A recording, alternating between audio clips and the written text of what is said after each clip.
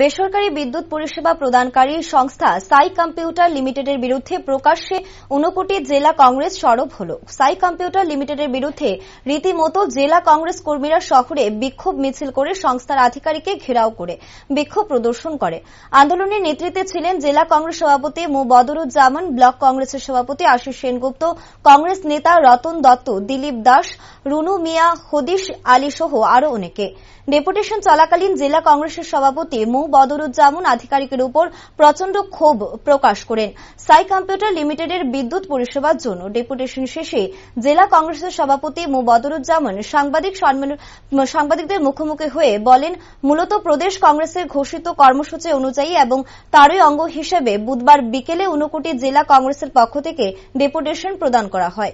উনি জানান, বিদ্যুৎ পরিষেবা প্রদানকারী বেসরকারি সংস্থা সাই কম্পিউটার লিমিটেড একটি ফালতু সংস্থা। এই সংস্থা কৈলাসহরের সাধারণ মানুষকে বিদ্যুৎ পরিষেবা প্রদানের নামে চূড়ান্ত হয়রানি করছে।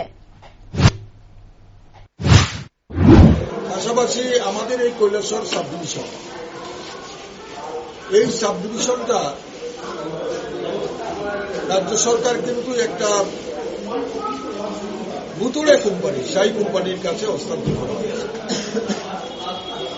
এই সাই কোম্পানির কাছে হস্তান্তর করার পর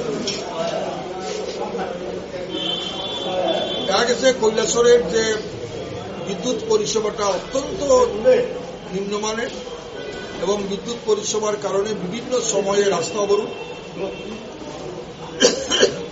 অফিসে ধর্ণা, ডেপুটেশন অহরহ সংঘটিত হয়। একটা ট্রান্সফরমার বিকল হলে যেটা 24 ঘন্টার ভিতরে সেটা পরিবর্তন করে দেওয়ার কথা, সেখানে এক সপ্তাহ পর্যন্ত সেই ট্রান্সফরমার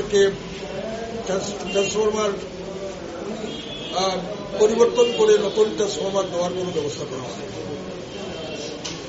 সামান্য বাতাসে, সামান্য বৃষ্টিতে গোটা কৈলাসহর বিদ্যুৎ পরিষেবা স্তব্ধ হয়ে যায়।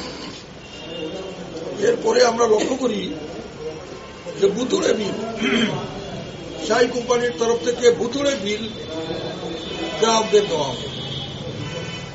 সেখানে একটা বিপিএল পরিবার যারা সৌভাগ্য প্রকল্পে বিদ্যুতের কানেকশন পেয়েছেন বা এর আগে রাজীব গান্ধী গ্রামীণ বিদ্যুতীকরণ সূচনার মাধ্যমে বিদ্যুতের কানেকশন পেয়েছেন,